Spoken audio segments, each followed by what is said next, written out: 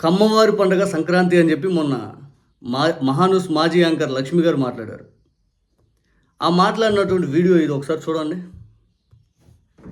ఏది ఏమైనా కమ్మవారి పండుగ మాత్రం సంక్రాంతి అని చెప్పొచ్చు. వడ్లు చేతికి అందుతాయి, పొంగళ్ళు చేసుకుంటారు, చెరుకు గడలు, కొత్త కందులు ఇవన్నీ చేతికి అందే సమయం. ఇంకా నెల రోజుల్లో మామిడి పంట పూత తొడగడానికి సిద్ధమవుతున్న సమయం. ఎద్దుల పోటీలు, కోడి పందాలు, కొబ్బరి పందాలు, ఇలా వారి ఆటలు పాటలు కూడా పంటలతో, తమ ఇంటి జంతువులతో కలిసే ఉంటాయి. అందుకే సంక్రాంతి కమ్మవారి పండుగగా అయింది. కమ్మవారి పండుగగా ఉండేది. అటు హరిదాసులకి కాదు, ఎవ్వరు ఇంటి ముందుకు వచ్చి అడిగినా ఇది లేదనకుండా అన్నం పెట్టే కాలం కమ్మవారి కాలం. అమ్మలక్కలంతా ఒక చోటు చేరి కలిసి ఉండే అరిసెలు, జంతికలు. ఈ పండుగకి నా కమ్మ ఫ్రెండ్ తెచ్చే కమ్మని పండుగ పప్పలు ప్రత్యేకం అని కాలేజ్ హాస్టల్స్ లో సందడి చేసే కురవాళ్ళు. అందుకే సంక్రాంతి కమ్మవారి ప్రత్యేక పండుగ. కోడి కూర, చిల్లిగారెలతో సందడి చేసే గ్రామాన ఉన్న తెలుగు ప్రజలందరికీ, ప్రత్యేకించి కమ్మవారి అందరికీ కూడా ఈ కమ్మవారి చరిత్ర సందర్భంగా ఈ సంక్రాంతికి రైతులందరికీ కూడా శుభాకాంక్షలు తెలుపుతోంది మీ Magadha news. That's all for now. చూస్తూనే ఉండండి. లక్ష్మి గారు ఏమన్నారు? కమ్మవారిది సంక్రాంతి పండుగ అని చెప్పారు. కమ్మవాళ్ళు తెచ్చే పప్పల కోసం, ఏదైతే కమ్మవారు ఇంటి దగ్గర సంక్రాంతి నాడు వండించుకునే వంటల కోసం మేము అందరం ఎదురు చూస్తామంట హాస్టల్లో. అప్పుడు అంటే మేము కూడా హాస్టల్లో చదివి వచ్చిన వాళ్ళం కాబట్టి మాలాంటి వాళ్ళం. ఇక దీనిపైన రగిలిపోయినటువంటి 99 టీవీ ఒకసారి వాళ్ళు ఏమన్నారు వినండి. పంట అంటే కాపు. పంట సమృద్ధిగా పండాలంటే కాపు కాయాలి. కాపు కాసేవాడే కాపు. కాపు లేకుంటే పంట లేదు, పండగ లేదు. కానీ ఎప్పుడు సంక్రాంతిని తమ పండుగగా కాపులు చెప్పుకోలేదు. కాపులు అంటే త్యాగానికి పర్యాయ పదం. కాపులు ఎప్పుడు వేరే కులాల వారికి సహాయం చేయడానికి చూస్తారు. అన్ని కులాలను కలుపుకుపోతారు. సొంతంగా భూమి లేకపోతే వేరే వాళ్ళ దగ్గర కౌలుకు పొలం తీసుకుని వ్యవసాయం చేస్తారు. పంట నష్టపోయినా, దిగుబడి రాకపోయినా, పస్తులుండైనా సరే కౌలు చెల్లిస్తూ ఉంటారు. కానీ మోసం మాత్రం చేయరు. కాపు అంటే ఒక విశ్వాసం, కాపు అంటే ఒక భరోసా, కాపు అంటేనే త్యాగం. అలాంటి కాపులు తమకు కలిగిన దాంట్లో కొంతైనా లేని వారికి సహాయం చేయాలని చూస్తారు. నాటి శ్రీకృష్ణ దేవరాయల వారి నుంచి నేటి చిరంజీవి గారి వరకు అనేక మంది సామాజిక సేవా కార్యక్రమాల్లో ముందుంటూ ఉన్నారు. 100 ఎకరాల్ని మానవతా దృక్పథంతో పేదవారికి పంచిన చరిత్ర కాపులది. శ్రీకృష్ణ దేవరాయల వారిని ఆదర్శంగా తీసుకుని అనేక దేవాలయాలను నిర్మించిన చరిత్ర కాపులది. ధూప దీప కైంకర్యాల కోసం 100 ఎకరాల్ని విరాళంగా ఇచ్చిన చరిత్ర కాపులది. కానీ ఏ కాపు కూడా మరో కులం వారి దగ్గర భూమిని యాచించలేదు, తీసుకోలేదు. ఎంత సంపాదించినా, ఎంత ఎత్తు ఎదిగినా ఒదిగి ఉండడం కాపుల లక్షణం. కానీ కాపులు ఎప్పుడు తామే గొప్ప అని చెప్పుకోరు. కాపులకు కులాభిమానం ఉంటుందే తప్ప కుల పిచ్చి ఉండదు. కాపు అంటేనే త్యాగం. కాపు అంటేనే కాపు కాసే శక్తి, వ్యక్తి. కాపు అంటేనే ఒక శక్తి. కాపు కాసే వాడి త్యాగంతోనే సంక్రాంతి పండుగ వచ్చింది.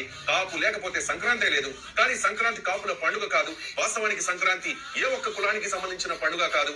సంక్రాంతి అందరి పండుగ, అన్ని కులాల పండుగ. కానీ ఒక కులానికి సంక్రాంతినో మరో పండుగనో ఆ కుల పండుగగా ఆపాదించడం పరమ మూర్ఖత్వం. ఆయన ఏం చెప్పాడు?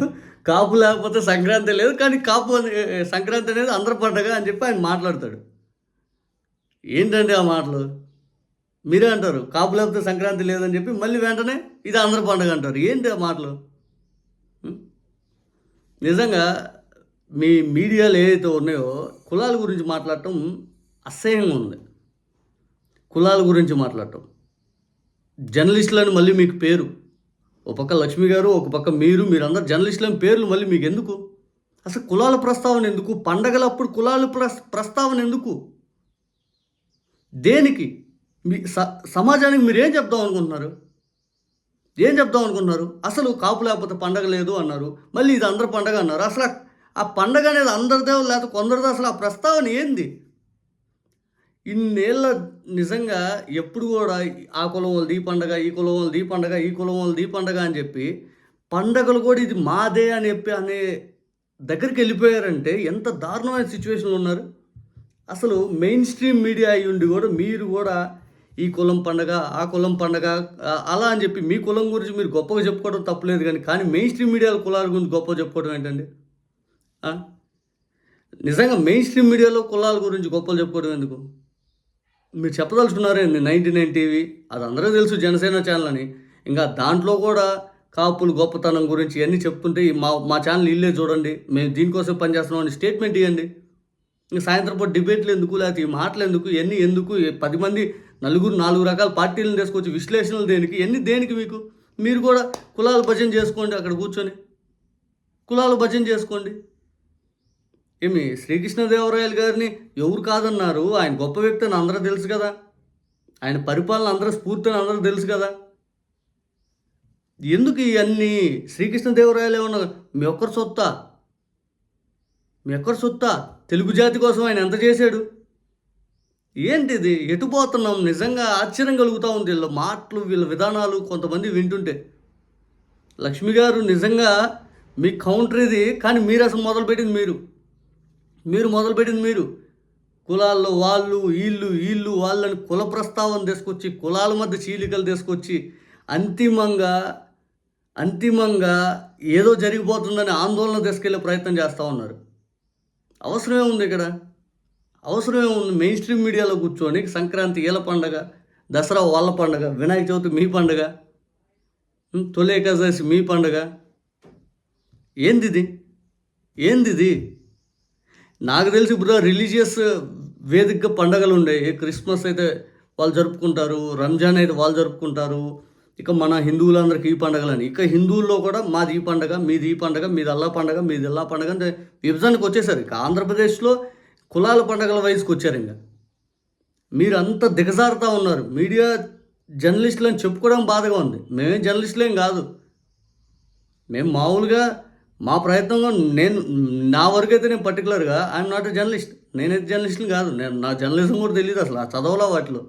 ఎథిక్స్గా ఉంటే జర్నలిజం అనుకునే వ్యక్తిని నేను. ఎథికల్గా ఉంటే ఇట్లా ఆ కులం ఈ కులం అని చెప్పి నేను ఓపెన్గా చెప్తాను. నాకు జగన్మోహన్ రెడ్డి గారు అంటే అభిమానం. నేను జగన్మోహన్ రెడ్డి గారి కోసమే ఇక్కడికి వచ్చాను. నేను జగన్మోహన్ రెడ్డి గారి కోసమే మాట్లాడతా. ఆయన చేసిన మంచి చేయడమే మంచి 10 మందికి చెప్పడమే నాది. నాకు ఇంకొకటి నేను పర్టికులర్గా నేను ఇలాగే ఉంటా. నాకు జగనన్న చేసి మంచి ఆయన ఉంటే రాష్ట్రం బాగుపడుతుందని వ్యక్తిగా నమ్మి ఇక్కడ చెప్తా ఉంటా. ఐఎమ్ నాట్ ఏ అనలిస్ట్ లేదా జర్నలిస్ట్.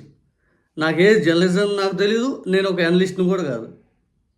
నేను సామాన్యుడిని. నాకు తెలిసింది జగనన్న చేసింది ఇది అని చెప్పుకోవడమే.